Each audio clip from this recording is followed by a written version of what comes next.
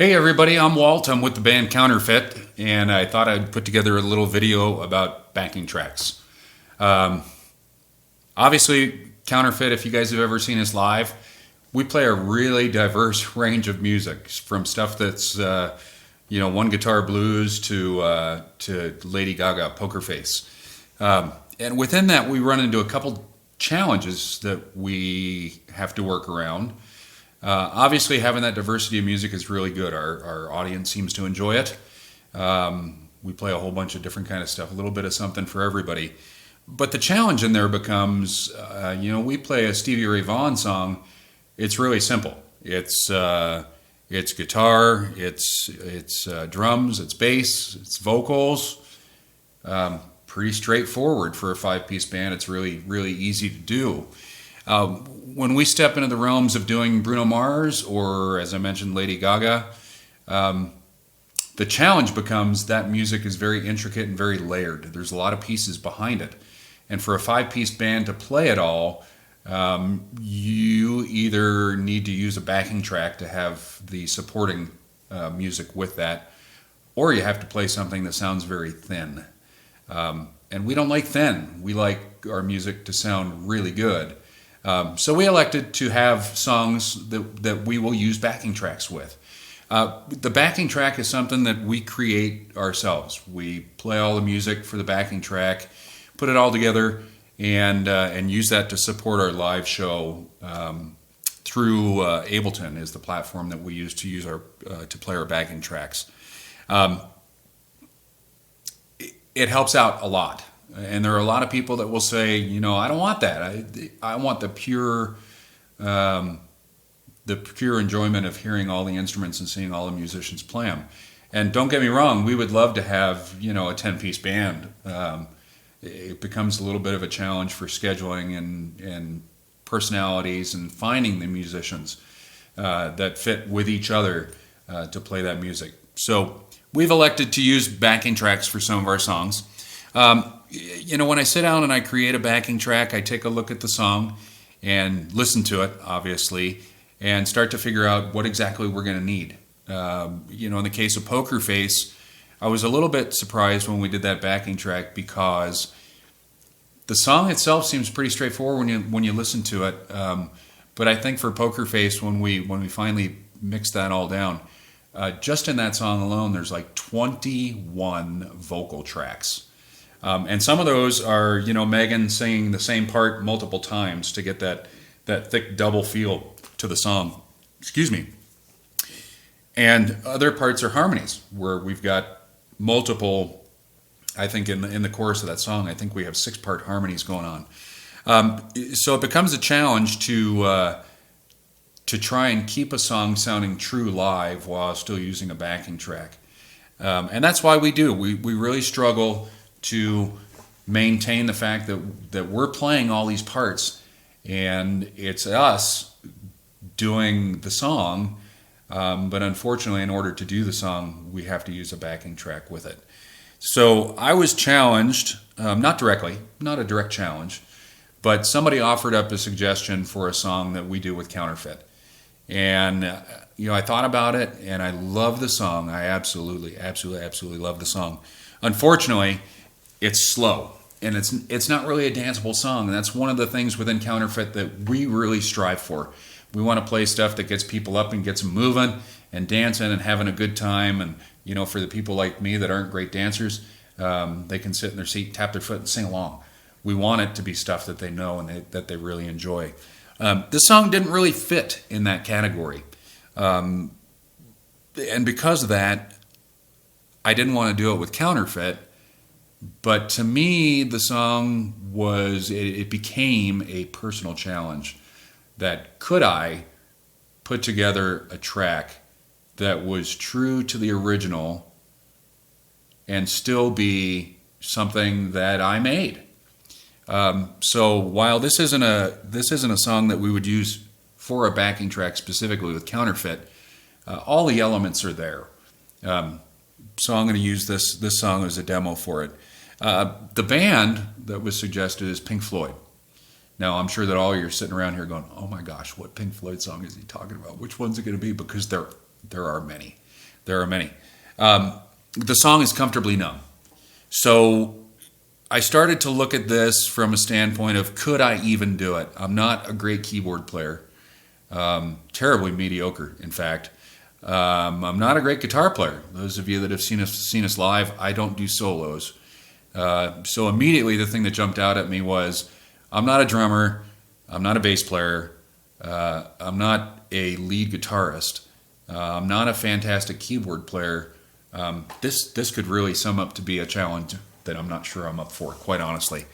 But I started to lay it out, and of course, listening to the song, I determined that there's keys in there, there's strings in there, there's horns in there, of course, there's bass guitar in there, there's lead guitar, there's acoustic guitar, there's drums, there's horns all over the place, there's some really cool reedy sounding parts in there, and then, of course, there's vocals that are just unmatched. These guys are fantastic musicians.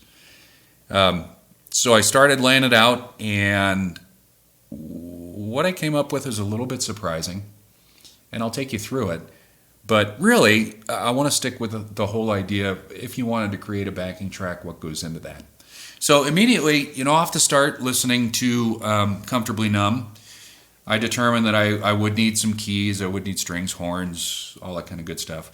And I think I came up with about maybe nine tracks for that stuff that I was going to need. They also have two-part harmonies, of course, lead vocals, and then a harmony that goes with it. And I took a little bit of artistic creativity at a point in the song, and I actually added three-part harmonies. I'm not completely convinced that Pink Floyd didn't do that on the original recording, but I'm not positive. Surprisingly enough, there's all kinds of stuff on YouTube when artists record music. Pink Floyd is one that I could not find a lot of information on, nor could I find a lot about the recording of this particular song. So I really had to trust my ear to listen to the music and figure out what's going on. I suppose that I could have pulled sheet music. The only problem with that is I can't read a lick. I couldn't tell you anything. I did take some music lessons early on in my childhood, and I know that the notes on the page is face, and every good boy does fine. And when I tried to work with a music teacher on that stuff, they said, well, maybe not every good boy does fine, because you can't figure this stuff out. So let's dig into this a little bit. I've got the idea, the template for what I wanted to use for this. And the intro part of this song it's huge. I mean, it starts off huge. It's not super powerful, doesn't jump out at you like a Motley Crue song, but there was some stuff in there that really, just right off the bat, jumps out as kind of pivotal and instrumental to this song. So the first thing that you can notice in the beginning is these keys, these ethereal kind of key sounding notes that pop out, and here's what they sound like.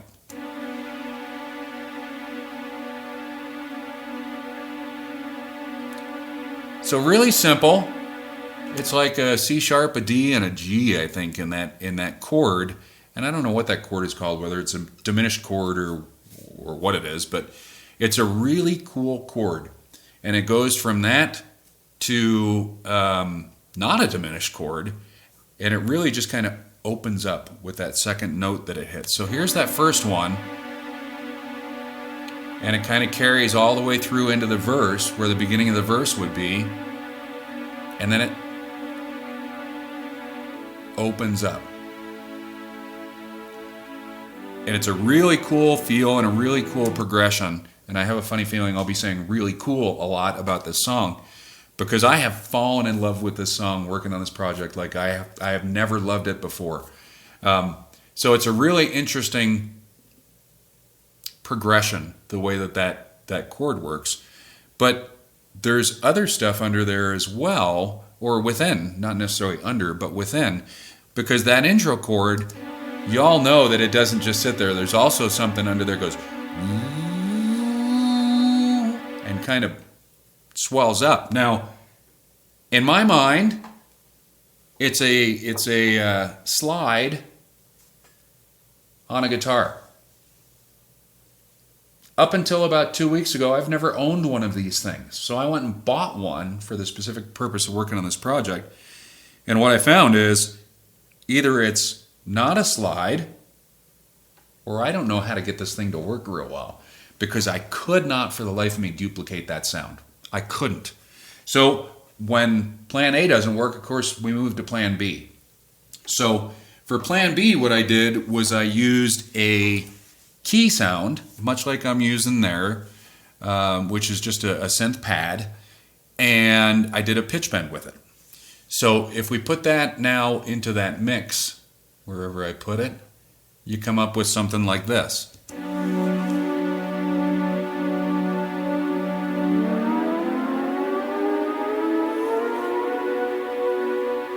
It's a really cool feel and a really cool add to what they did at the beginning of that song there. So you get those two sounds coming in, and then of course there's a bass guitar under there as well. And if we add in the bass guitar, we'll get this.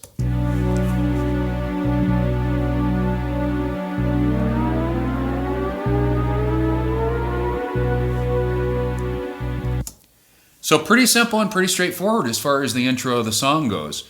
For the rest of the song, I can't necessarily say that because there is complexity within this song like I never imagined before just listening to it. So we'll get into the verse and we'll kind of listen through how that adds in. And here's what that sounds like.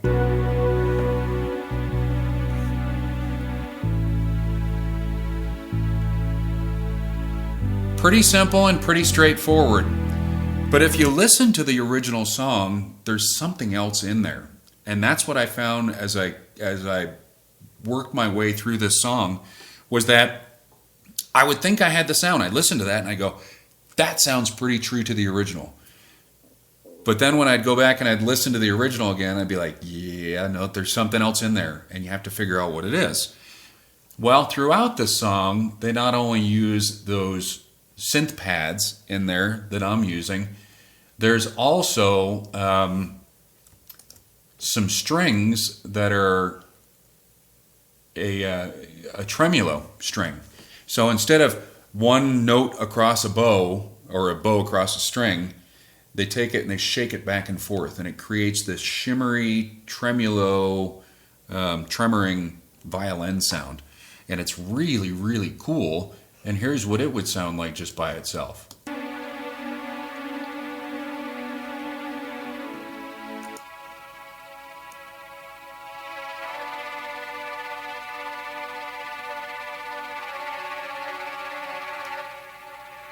So you listen to that and you go, well, there's not really too much there, but if you put it in with the other stuff, here's what you get.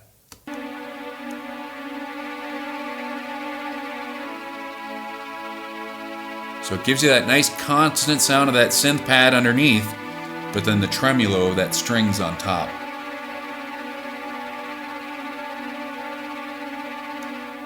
So that's kind of a cool addition. How many times am I going to say cool in this video? Sorry, I will try not to do that. By the way, another important part of any kind of music work is having a good beverage close by. So I am going to my fallback of Coke Zero so I don't start slurring my words instead of hitting the taps that are upstairs. All right. So if you just listen to those parts, even with the bass in there, you will pick up pretty quickly that there's more in that part of the song than just those. And not necessarily right at this portion of the verse.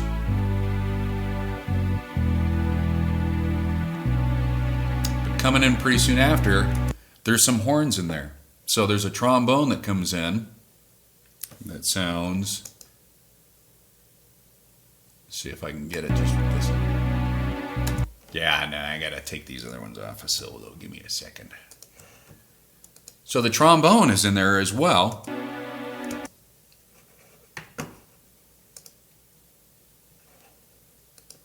gonna take that one off a reed.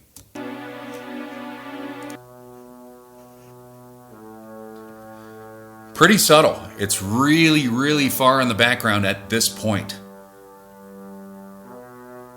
and it just carries that bass note.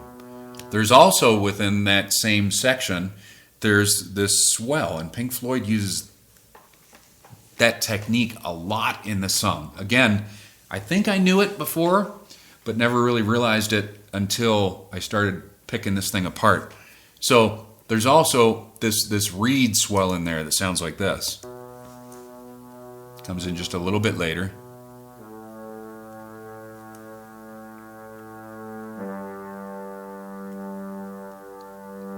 Here it comes.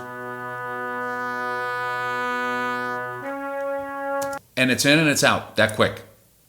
But it's pivotal to the signature sound of this song. This song has so many signature parts to it that without it, it would lose most of its character. So it was really amazing to be able to sit down and analyze this song into that depth.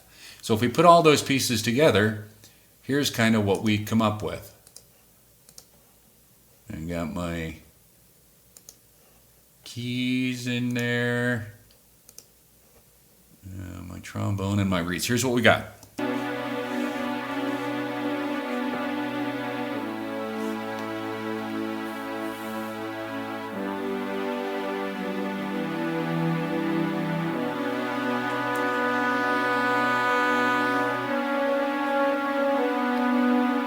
And then you can hear that trombone goes to a higher octave, and it marries up with a trumpet in that section. So let me change my starting point here. And here's where that trumpet comes in with it. And some of the song, the trumpet and the trombone are playing the same notes. So them playing in unison like that gives it a different texture, a different feel, but the same notes. Same notes.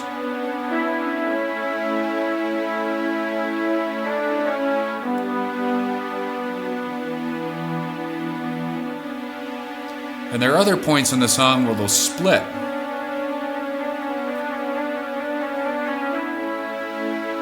So there the trombone goes down, the trumpet stays high.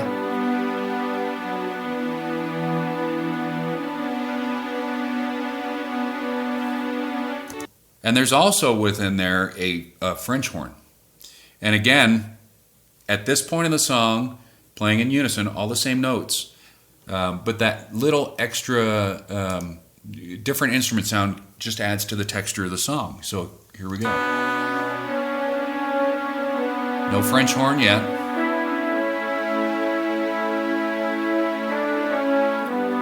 Right there you can get that French horn. Ba-na-na.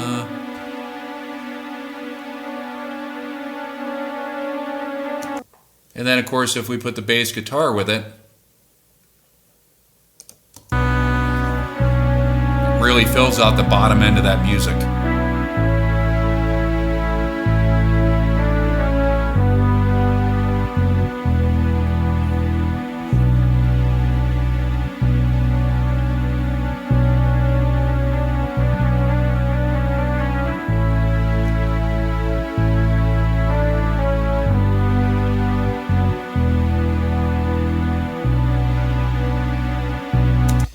So the other thing I'll throw in right now, because I think it's quite phenomenal, not only the musicianship on this song, but also the mixing. If you listen to the mixing of the song and where different instruments come in and out throughout the song, it's fantastic. The dynamics that they used for this are quite amazing. And I'll show you when we get to the chorus a little bit more of that, but it's just absolutely fantastic. So the next layer that I'll bring into this within the verse is the vocals. So I'm going to take all this other stuff out for a moment, and I'm going to bring in my vocal. So Pink Floyd actually, whether they sang it as two separate tracks or whether they duplicated a track and then put in a very slight delay, a 20 millisecond delay or something like that, I'm not sure. But in order to create that same effect on the vocal, rather than record the vocal twice and double it, was I actually use a voice live for our live performances, and it has a double effect on it. So This is what my vocal sounds like within that part of the verse. Hello, is there anybody in there? Just nod if you can hear me. Just give me a nod. Is there anyone home? So it's a good, clean sound on that vocal, and that's really, really important on this song. The enunciation as well, they did such a fantastic job singing this song that I wanted to try and replicate that as much as I could. Even down to the fact when I sing and we do a cover, I try and sound like the original artist as much as I can. I also try and use the same enunciation. So when we sing Melt With You, I try and put that the English touch on it, and I don't always have the best. When we sing Friends in Low Places, I try to find my country place, deep in my innards somewhere to say twangy words like Garth Brooks would. So here it's really no different. I think, in my opinion, and I could be wrong, I think that the enunciation of the words with the same inflection, tone, accent really all mattered to the integrity of the song. Hello, drag out that is O. there anybody in there? Just nod if you can hear me. Home is so important right here. Is there anyone home? And again, I don't know if it's the British accent or what, but that O is, that long drawn home. So I really try and emulate that as much as I could. Now, that vocal is pretty clean. It does have the double on it. You can hear the double. But if I were to just leave it like that, it would be kind of blah within the song because it has no ambiance to it. So on top of that, or with that, I added in a reverb to get it to sound like this. Hello, is there anybody in there? Just nod if you can hear me.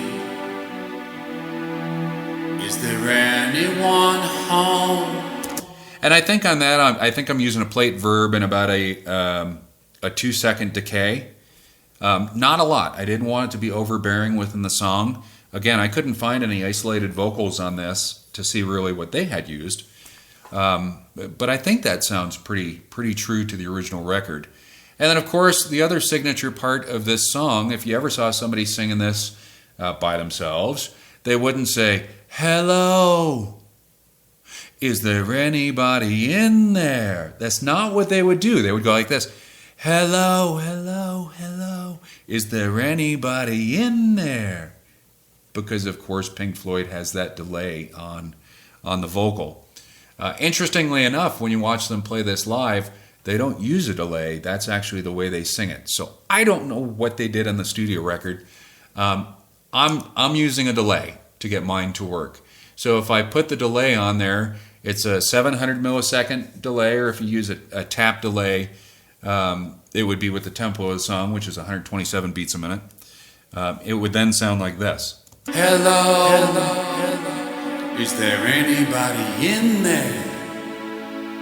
Just nod if you can hear me.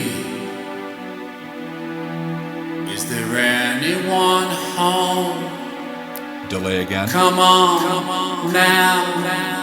I hear you feeling down.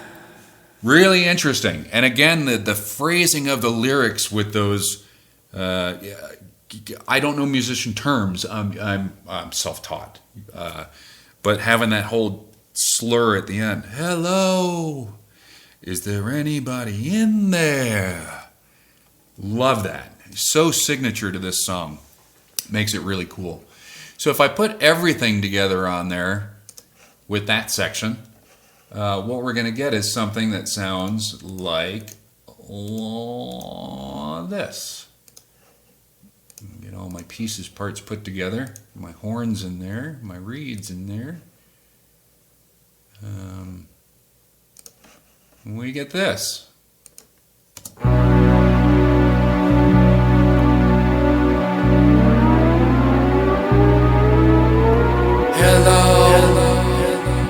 Is there anybody in there? Just nod if you can hear me. Is there any reeds.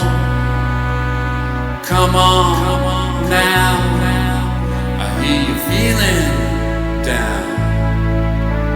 Well, I can ease your pain, get you on your feet again. All pretty straightforward, but all those pieces come together in such a way that they blend perfectly. And I have to say, Pink Floyd was genius in the way they put this and so much of their other music together. Really, really impressed, and I really have a newly found appreciation for this song, Comfortably Numb, as I'm putting this together. As we get into the chorus, all the same instruments are there. Nothing has changed. What we're actually going to see, though, within the song is, you've heard the phrase, less is more. And that indeed is the case here. The strings, non-existent in the chorus. The horns, non-existent in the chorus. The keys, when you listen to that synth pad, it changes just a little bit. Instead of being those whole notes in there are whole notes within the chords, but then also overlaid with that is it's probably eighth note arpeggio.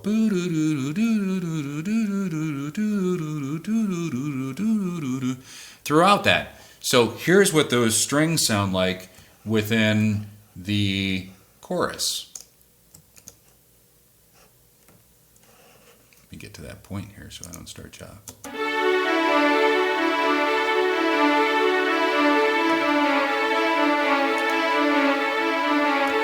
So it's really cool because that's only two real sets of instruments. There's a key part under there, synth pad, and then within the rolling keys, as I call them, it's my non-musician technical term.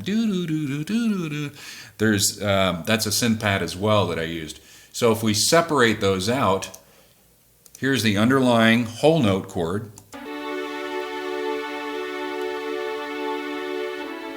And then the rolling keys.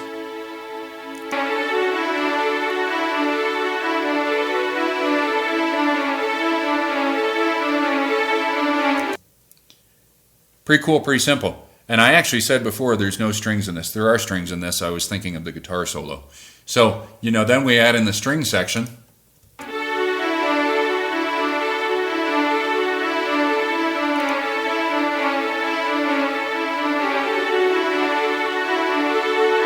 There's that violin section that comes in.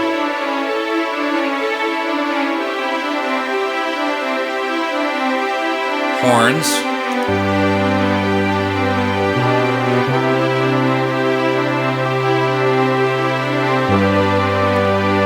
Bass.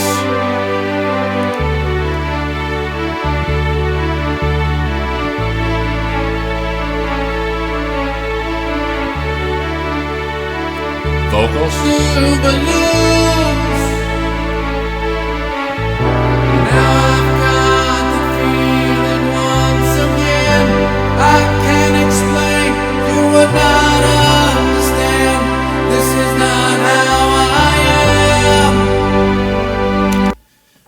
Really cool the way all that stuff fits together. Now, we get to the ending of this chorus here, and we get into the harmonies. So, on this particular part right here, it's two-part harmonies. And it is, I believe, for the original song as well. So if we listen to those, there's the main lead vocal and a high harmony. So here's what they would sound like.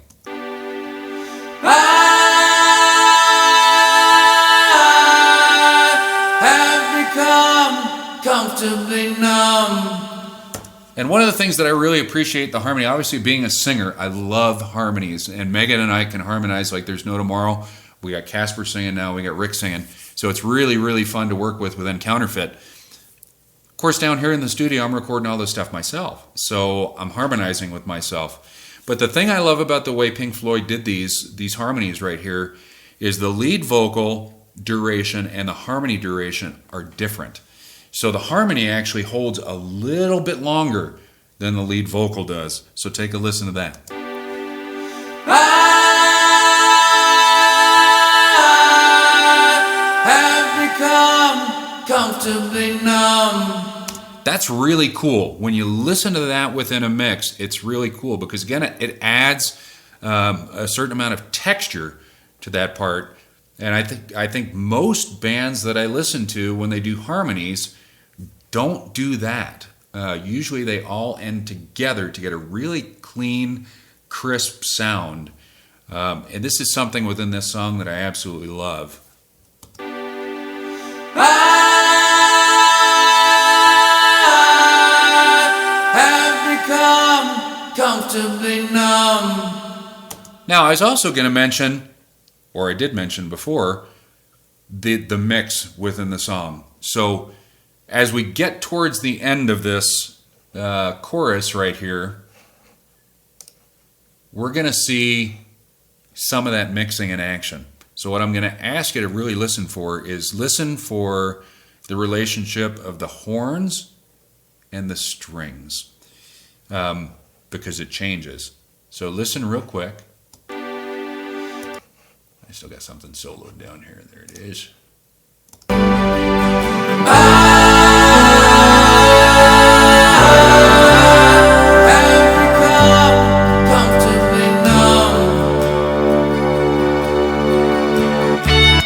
So I don't know if you picked up on that, but as it's saying comfortably numb, the strings drop out of the mix.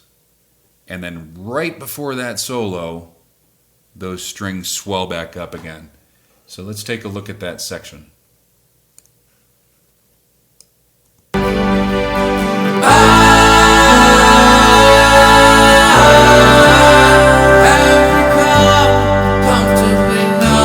Horns. And up come the strings. That is wicked cool. As my kid would say, that's sick. Really like it. The other thing that's underlying in this part of the chorus is there's, of course, an acoustic guitar as well. So for those of you that have seen us on stage, I play with a Line 6 Variax. It's a modeling guitar, which means I have an acoustic sound that's created by that guitar. I like that because it means I don't have to change guitars, which means less time between songs, which means no dead time between songs, which means people keep dancing. So for me, from a functional standpoint, as a live cover band, that is awesome. From a recording standpoint, I did try and use that guitar for the acoustic sounds in this, and it didn't quite have the thickness to it that the acoustic guitars in the original song had. So I actually broke out my old Fender acoustic that I bought in 1998, I think. And it's got pickups on it, so I plugged it in and used one channel that way, and then I also used this Rode NT2A and used this for my external mic for that guitar. So I've actually got technically four. I've got 4 guitar tracks just for that acoustic guitar. So within that chorus, the acoustic guitar sounds like, if I can find it on here, here it is. It sounds like this.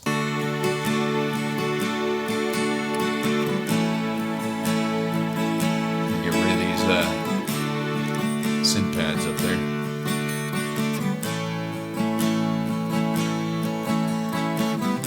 Now it sounds like, when you listen to that, it sounds like there's actually a little bit of chorus on there. But much like we do with vocals, when you record 2 vocal tracks, even though you have the same person sing it exactly the same way, it's not perfectly in pitch. And that's what a chorus is. A chorus is taking a sound and creating another sound with the pitch slightly off and maybe slightly delayed. So because this is actually 2 different guitar takes, I did one take with my Variax and one take with my acoustic. It gives it, because that slight spread between the 2 guitars, it gives it a chorusy feel without actually having a chorus on it, which is really cool. So the only thing that's on there is just a little bit of reverb to give me a little bit of ambiance and sustain on the guitars themselves. So pretty nice, and it fits really well. The acoustic guitars sit way, way, way in the back of this mix. There is no pain you are receding, but just way in the back, but they're there and you can hear them. And that's the important thing about getting a really great mix, is that you can hear all of the instruments, even though for some of them you may have to listen a little bit more closely. So as we come out of that that chorus, we get into the first guitar solo. The first guitar solo is one that I did, barely. I'm not a real good guitar player, certainly not a lead guitar player in my own mind. And all what's the word I'm looking for? The details within the guitar solo I don't have in this because I just played it really pretty basically. So I'm definitely not going to do the second guitar solo. I'm going to ask Rick if he will do that for me. But this is where it gets into less is more. So let me go down here and pull out the guitars of the solo and show you what's in the background. That didn't respond too well. Turn that off there.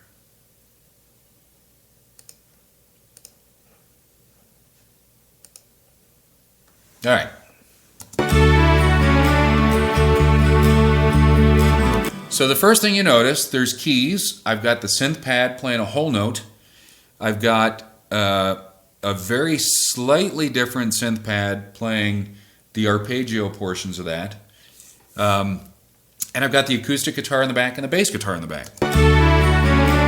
Excuse me. And you notice the keys are playing a different pattern than they played throughout the verse and the chorus. So now it's do do do do do do do do do do do, and it's just playing that arpeggio around that bass root chord that's in there as well.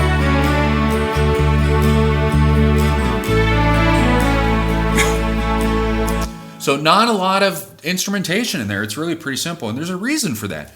The focus at this point needs to be on the guitar.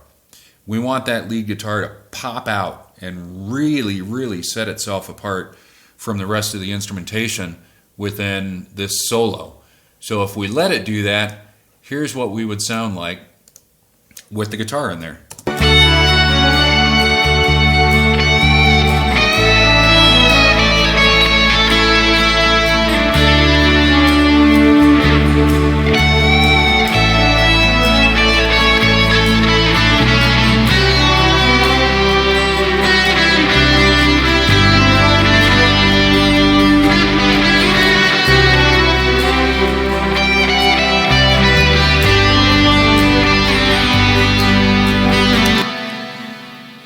Really cool. And obviously you can tell I've got a little bit of reverb on that solo guitar as well, because that's just what we do.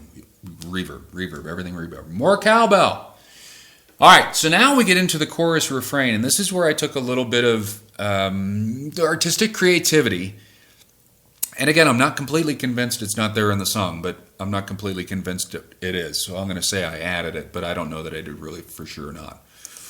We get back into that chorus refrain, and that's where those harmonies come back in. When I listened to the song, the two harmonies are very, very clear. Very, very clear that that's what's in there. So let me play this part. Excuse me. I have become comfortably numb. And again, we've got the lead vocal in there, the harmony with the two different release times. I love that. But in my mind, I was hearing something a little bit different. So I added it in. And it's a mid-part harmony to those two. So you got the and it's actually not mid, it's actually below that in the register. And then you got the really, really high one. I wanted to add something in the middle and see what that felt like. And here's what I came up with.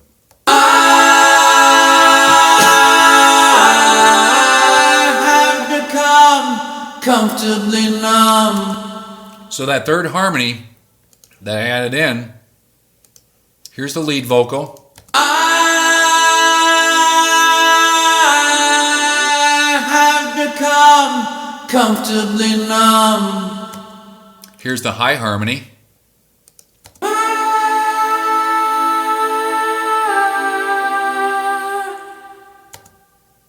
And here's what I wanted to add in for my third part.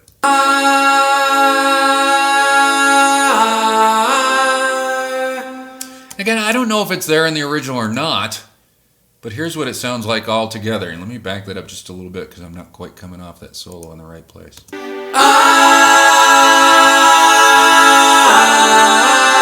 have become comfortably numb. So from this part further in the song, I always use those 3-part harmonies to include on the second chorus, which I think is really, really cool because that's some of my most favorite phrasing in all of the song as far as the vocals go.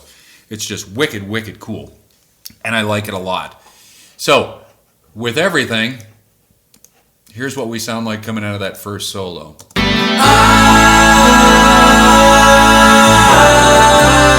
have become comfortably numb. And right there at the end, you can hear those keys swell again. So when he says numb, I said keys, I meant strings. When he says numb, the strings come down. And then as we get towards the end of that, just before you go back into that second verse, those strings swell up. So listen for that. I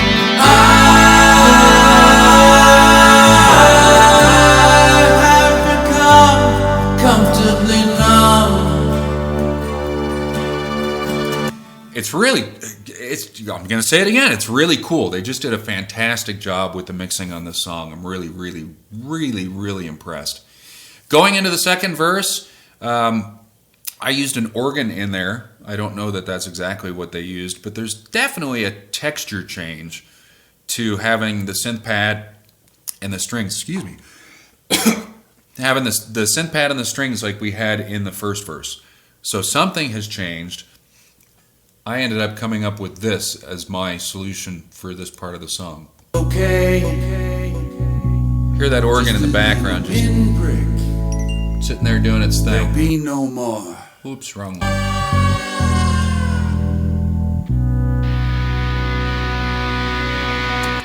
So it's organ, and then during that swell where there'll be no more and there's the scream, but you may feel a little sick. We get those reeds showing back up that we saw at the beginning of the song, and there's also trumpet that swells in with that as well, and believe it or not, distorted guitar. So let's listen to that. Okay. Sorry, let me get rid of those vocals here.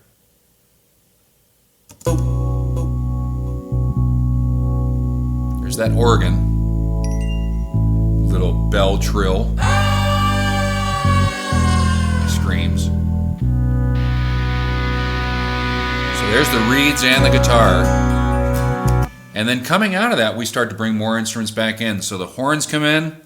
The acoustic guitar comes in. And I think there's actually just a little bit of strings sitting in that background as well. Okay. Just a little pinprick.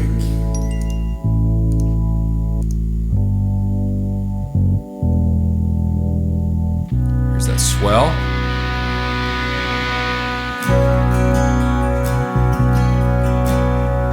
So you can hear those horns and that acoustic guitar really just kind of stand.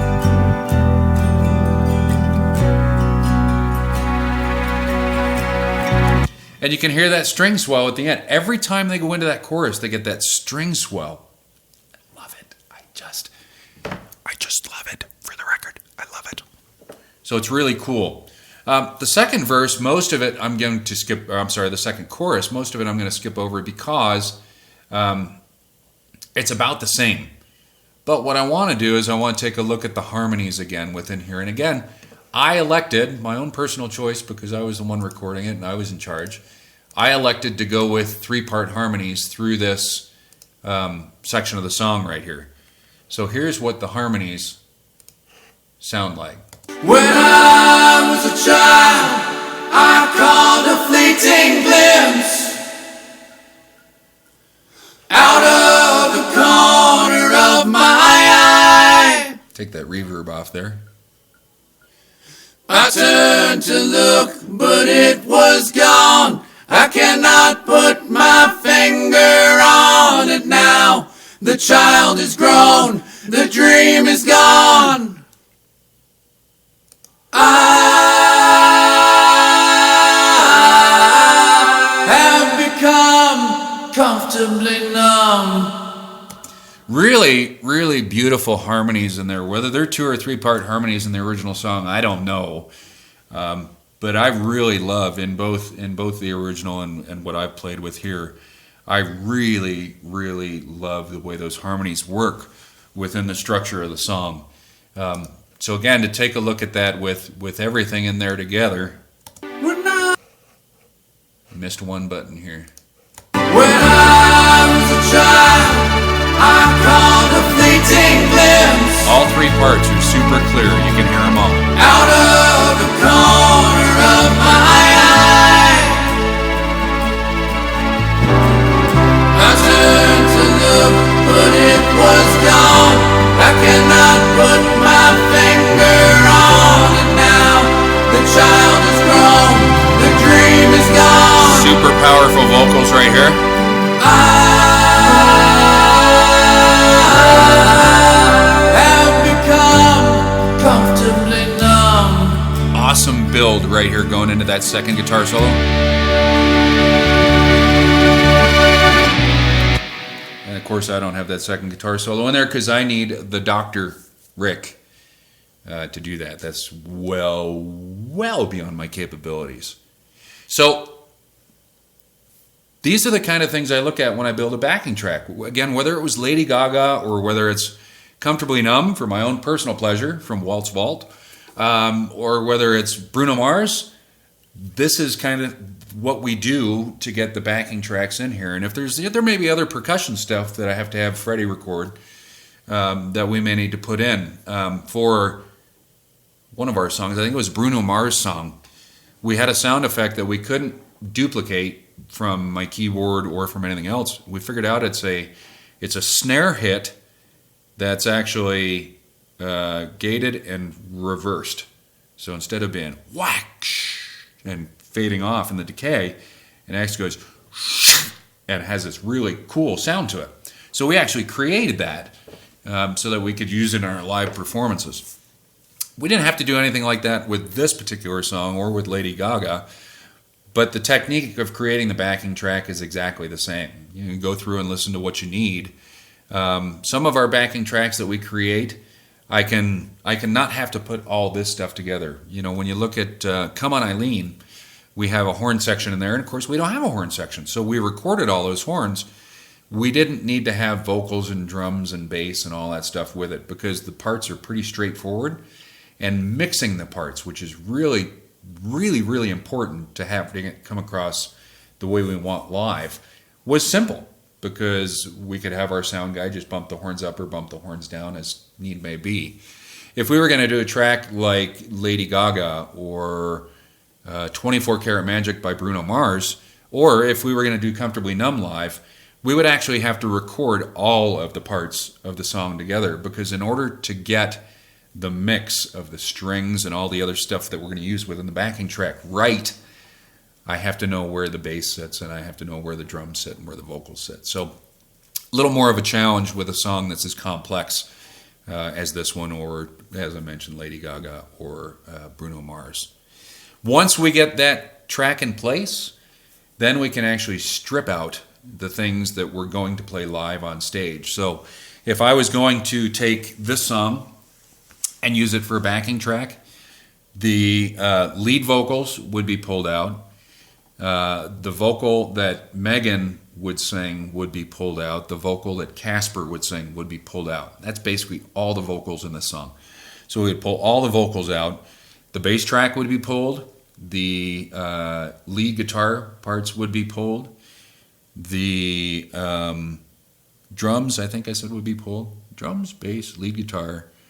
The acoustic guitar would be pulled because that would be something that I would play on stage. And likely, I would take one of the key parts out and try to play those on stage as well live. It all depends on what we do with singing and how that works out.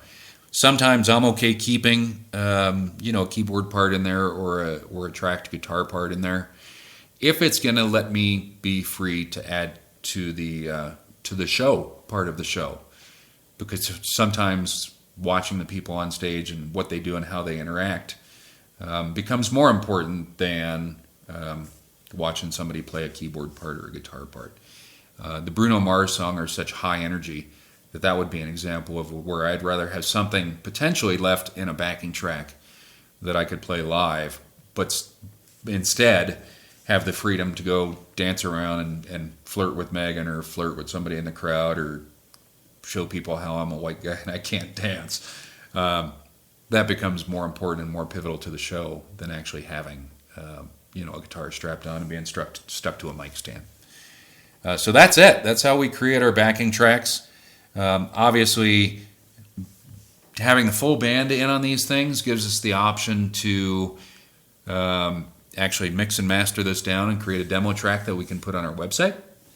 All of our songs that we have on our website are actually recorded right here in the studio.